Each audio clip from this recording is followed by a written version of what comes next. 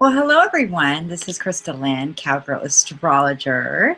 Thank you for joining me tonight, and I'm super excited tonight to be able to continue my series on the rising signs and the ascendant. So thank you guys for following my series and your awesome comments. I know that this is a little bit more of an in-depth look at this, but I just felt like I wanted to give this series the time that it deserves, because your ascendant is really the most important part of your natal chart. If you know your time of birth and you don't know what your ascendant is, then you can look up your chart. I've got a link below, and you can find out what is your ascendant based on your time of birth. If you do not know your time of birth, you're not going to really know what your ascendant or rising sign is. But if you do have the sun or moon in Libra, this video might help you a little bit with the energy that you embody. Okay, but for the sake of this video, the rising sign is really a map of your life and the themes that can often play out. Now, these themes can change and vary, so you'll hear me talking about different possibilities that can play out, and that's based on the rest of your natal chart, your personal planets. So we'll talk a little bit more about that as we get into it. Before I get started, real quick, I wanted to make one more announcement. If you have not seen my interview with Steve Judd, I hope you guys will take a few minutes to watch it. He is an amazing astrologer with over 30 years of experience, and we are so privileged to be able to learn from these astrologers who have done the work, who have opened the doors for us today. So I hope you guys will watch that video and leave a comment, because that helps us continue these discussions, so we know that you guys like them. Okay, so let's dive into this. So first of all, I was struggling a little bit with this video because I was trying to, in my mind, describe it, just thinking about it. And I realized that as I was thinking about this series, this particular video, that all of the most significant people in my life, the most significant people, including my mother, have Libra rising. Now, I was born with Mercury and Venus in Libra. Okay, so I think I can understand this energy a little bit, but it is very elusive. Venus is very hard to describe because it's not intrusive. If you meet a Scorpio, whether they are trying to put that energy off, you're gonna feel that plutonic energy from a mile away. But with a Libra, with Venus, because Venus rules Libra, okay, it also rules Taurus. But when it moves into Libra and it lights up this ascendant, it's very charming. You feel when you're around them that they're comforting, that they have this balance. They suddenly help you balance your life. I know my mother has been a very strong balancing act for me. She's always been that person that, when everything's going crazy, that I could call her, and at the end of that conversation, I feel more balanced. So they have this amazing ability to help you balance things out. If you get a little too high, they know how to say just this most subtle word to bring things back down. If you get a little low, a little depressed, a little anxious, they have this ability to laugh and say just the right thing to lift you back up. So I love Libra risings, obviously. I also like the fact that, Libra is an air sign. So when you meet a Libra rising, or if you have a Libra rising in your life, foreplay for them is communication, okay? So you are going to want to have intellectual conversation with them. They like to discuss all kinds of debates and what do you think about this? And depending on the rest of the natal chart, if they have a lot of Scorpio in the personal planets, the Libra rising can be very political. If you've got a lot of water signs like or Pisces or creative energy, they are the most amazing artists. Okay, when you put Pisces, Libra together, oh my gosh, it's to me one of the most beautiful combinations. I just think it is gorgeous when that is operating together. If you put Libra Virgo energy together, I'm just kind of giving you guys a little bit of just insight. You know, if you're Virgo and you've got a Libra rising, this is going to be more perfectionistic, very artistic, but sharp with the words. So there's different ways that this comes out. But for the sake of this video, we're going to kind of focus on the path. I just wanted to give you a little bit of an idea.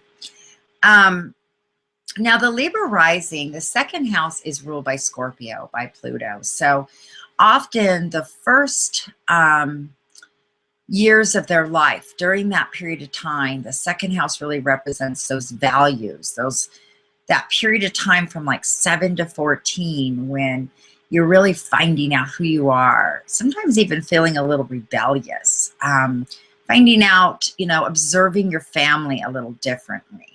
You know, the first 7 years, often we idolize our family, and Libras are known for idolizing. Venus is known for idealizing situations. It's like having that dream of what perfection is, the perfect relationship, because they often think of others. So getting back to the second house, this is the way that they can make daily money. This is their values. But often during those younger years, they can have a very traumatic experience. Something in their life really shakes them to the core. This can be a health issue during those early years, almost death experiences. Some of you Libra risings out there might be able to say, yeah, that happened to me. You know, Scorpio can play out in a lot of different ways, but this is a very hard worker. So although they're very charming on the outside and maybe even appear that they're superficial and don't care about deep things, when it comes to their values, to their family, to making money, to the things they do care about, they are powerful. So do not underestimate it, especially when it comes to money. Now, when we move into third house, that's ruled by Jupiter. Now, Jupiter is really expansive here. So the Libra rising often takes on a very strong teacher type role. They can play like a philosopher in your life. So if you are talking to a Libra rising, again, they have this need to teach you. They have this need to be the master, kind of like the judge. Now, if you think about, like, you know, have we all not been to court before for some reason or another, tickets or what have you? And we're always nervous, aren't we, to go to the judge? What's he going to be like? Is he going to be nice? Is he going to be on my side? Is he going to be really strict? What's he going to be like? We don't know. So we're entering in, you know, we just wait for, you know, the slightest word that the judge gives. You know, we're waiting on pins and needles, you know, to get a feel for what we're going to enter into. And sure enough, that really is like the Libra rising. Often they won't come out with something. They'll be contemplating it in the background before they speak. But when they speak, they're very direct. They're very strong. They have thought about it. So if you're going to argue with a Libra rising, you better be prepared to know your facts. You better come with, you know, all the details, because they will have thought about it. Okay. So now let's move into the fourth house. Fourth house is ruled by Saturn. Okay. Every time we see Saturn, you know, we know that that's the place that things are disciplined and structured, but it's also the place that money can be made. Now, often the Libra rising grows up. There's a couple scenarios I've seen play out here. Usually a very strong mother, okay? Somebody that is a mother that's a strong businesswoman or very much controls the finances in the home. You know, is not going to give away things easily. A lot of times they're not spoiled. This is also, I've seen this play out where the mother, gosh, can really, stand by a really strong father that often, doesn't stand up for the child. And so often in life, when we grow up and we look at our parents, and we look at our mothers, fathers, some of the things we look at is, how did they make me feel? And, did they stand up for me? Was I protected? And this is a tough one because sometimes the mother will stand behind a father that's abusive. I've seen that play out in this case. Or a mother, again, that's very unemotional, very strict, and, really wants that child to understand that there are rules to live by. Now, as the Libra rising starts to create their own family, again, on the outside, they're charming, they're easy to be around, they love to entertain, but, before the party, they've got everybody, cleaning house and going to the store and doing their chores and getting ready, and they like things structured, they like things balanced in the home. So if you're married to a Libra rising, I don't know who else that might be, you want to make their home a place that there is balance and structure so they can function, okay? Now, when we move into the fifth house is ruled by Uranus. This is the house that we see as entertainment, and we express ourselves. What I'm doing right now is real fifth housey. And, children, romance. So we've got Aquarius here. Now, this is sometimes where the Libra rising can seem distant, unemotional. They can almost play, again, this strong authority in their relationships, almost the godlike authority that they know all. And they often do know all. Again, you're going to really have to do your homework if you're going to debate a Libra rising. You've got to really pay attention. Sometimes, though, they're so intelligent, they'll throw things out there and they don't really even know what they're talking about. But they have this air about them that they're believable because you question things, because the Libra rising is always questioning things themselves.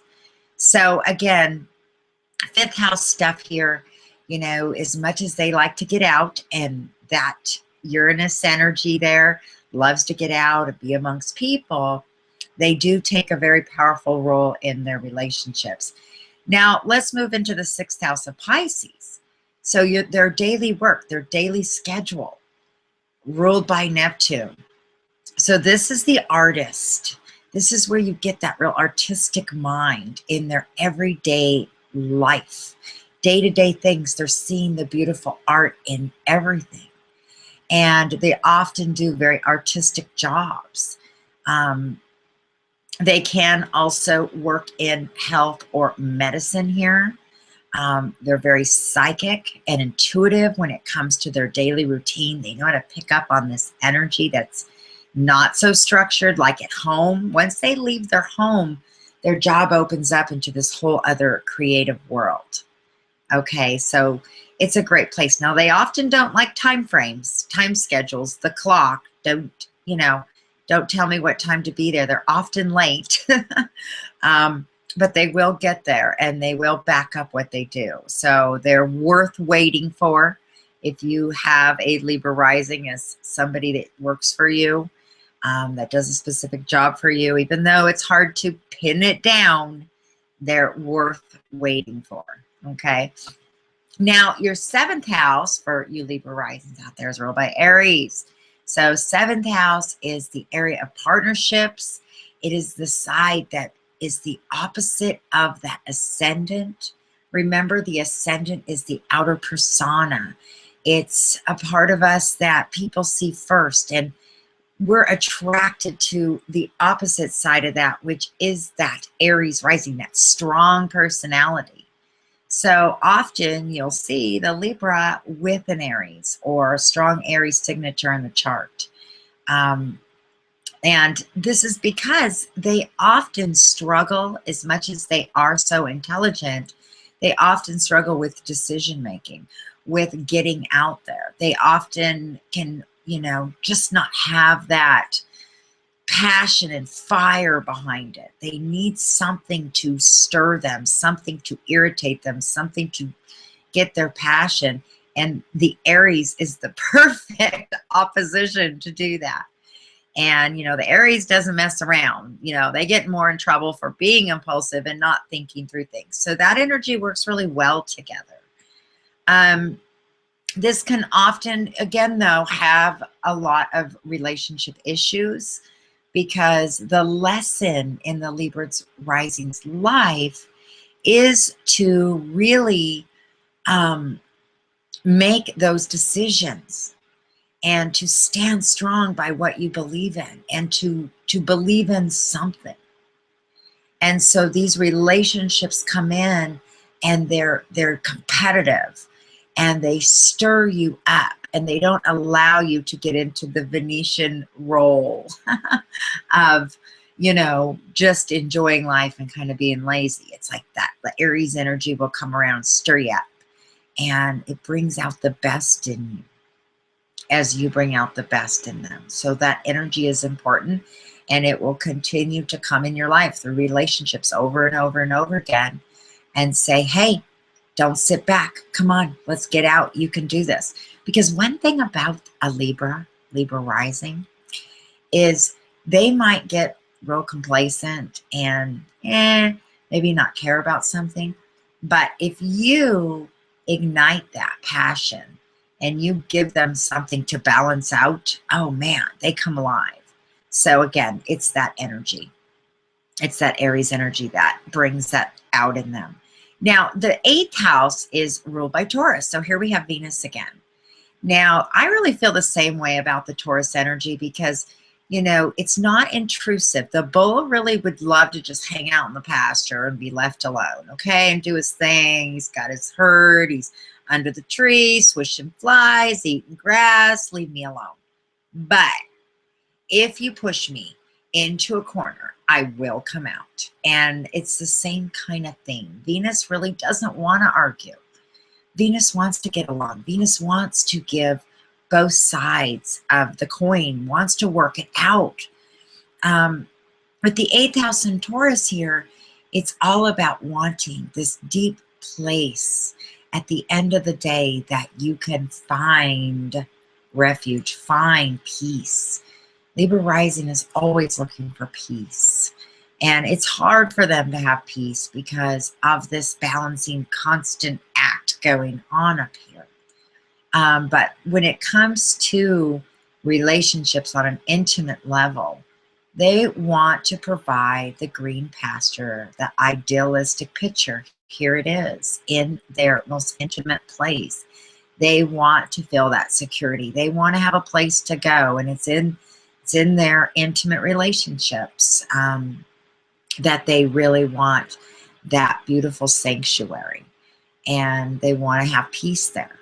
So it's a struggle because they're always trying to create that balance. And, you know, in the 8th house, it's there for them. If they work out this lesson, there's money, there's security, there is those things waiting. It's just we're kind of always working out these energies until we can get to a place when the path that we're looking at just lines up. Click, click, click, click, click, all the way down. Boom, we're in the zone. And we live out these energies in the most positive way. So when we look at these houses and we look at these struggles, it doesn't mean you're going to be living in these struggles always. It just means that these are the challenges, these are the lessons, and this is the desire that you have to make these things work. Now, 9th house, let's get into this, is ruled by Mercury. So this is why they're so intelligent, because higher learning, spirituality, all of those things, they're constantly taking in information. It's that air sign. You know, when you see the air energy here, you see it in the 1st house, 5th house, 9th house. Those are houses that are public houses, information coming in from public places. it's a powerful place. And so that's why they are so charming and get out there amongst people. Now, when we look at the 10th house, the midheaven, which represents career, it's the most powerful point of your chart that you finally, when all these things work out in your life, get to express all of your most powerful energy. And it's interesting that it's ruled by the moon.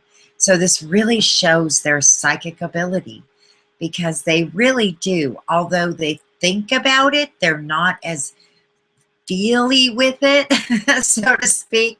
They know things. You know, the Pisces, the Scorpio, and the Cancer feel things. You know, the Libra knows things. And when it comes out, they have this ability to bring comfort and nurturing type of feel to all that are around them. And that's because it comes out through that moon energy. And when we feel Cancer, we feel like they could be our mother or our father, or somebody that we can find comfort with, because again, they're bringing that balance. Now, in the 11th house, okay, the 11th house is the house of, you know, our higher relationships, you know, our public connection. There's so many things that really come through on that 11th house, our dreams and our wishes, and it's ruled by the sun. So this is where Libras shine the most, is when they're in their public relationships, working things out with others. And it's very important. Now, of course, that even though they appear passive, and even though they appear that they, you know, just want to be charming and superficial, when it comes to it, they look for people that are stars, celebrities at the top of their game. They want to be around them, because in doing that, that sun shines on them. You got to remember, up in the sky, the sun and Venus are always by each other. They reflect off each other. Okay, so it's a very powerful connection. So we have, you know, the Libra rising that will always rise to the top of their game, of their position in their groups. They will take on a very powerful position. So now we get into the 12th house. The 12th house is that subconscious place, that hidden chamber that we don't show anyone, that place that we often don't even completely connect to. The 12th house is a place where we operate. It's like we don't want to show anybody that side of us. And because it's ruled by Virgo, we see the Libra rising being very calculated. That's why they're constantly contemplating what's going on before it comes out of their mouth. Because when they're thinking about these things that are really important to them, it has to run through this Mercurian energy in the 12th house. So they're arguing, because Virgo is opposite of Neptune, which rules the 12th house. So we've got this argument going on with their spiritual side, their compassionate side, their side that wants to, you know, understand others. And then this other side that's calculating. It's like, hey, what about me here? All right, I want to read the contract, and at the end of the day, what do I get out of it? But they're very smart, because they know if they give, you know, they will get back. So this is, you know, this is a really powerful energy. I think the thing to really understand is how subtle they can be in their communication. You know, sometimes it's difficult, because again, you know, you're wanting to be excited, and even if they want to be excited with you, there's something uncomfortable about extremes for them.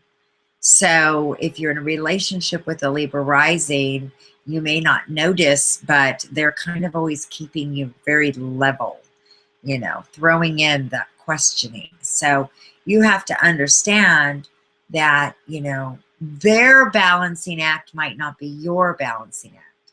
And although they can be beneficial, if a Libra rising gets angry or spiteful, or has a lot of hurt about something, they will use that arrow, bing, just like Cupid, to, constantly keep a little bit of controversy and debate and questioning in the air. So they're great to have a relationship with. Obviously, I'm very drawn to them. I'm kind of thinking that might be my number one ascendant. I didn't know that until I started thinking about it, but I do love Libras, just so you guys know. I think they're amazing. And with Mercury in Libra, I like to have conversations with them, because if you are operating in a conversation with the Libra rising, it can be an awesome time of really balancing and going deep and figuring things out and having a way to really see life through so many perspectives. So it's a great energy. So you guys, this is my Ascendant series here. If you have any questions or comments, please comment below, because that's part of my growth as an astrologer, that when I read your comments, and I do, by the way, read all your comments, it helps me see if these energies and these messages are being helpful to you guys. So I really appreciate that. Also, you can check out my website if you're interested in a reading where I go much deeper and explain how all the chart works together. And last but not least, if you have not seen my advertising for my women retreats, I'm opening up my ranch for very special life-changing days coming for you. So check out my website, you guys, and check out my videos this week. I've got some cool stuff. All right, guys, thank you, and have an awesome evening.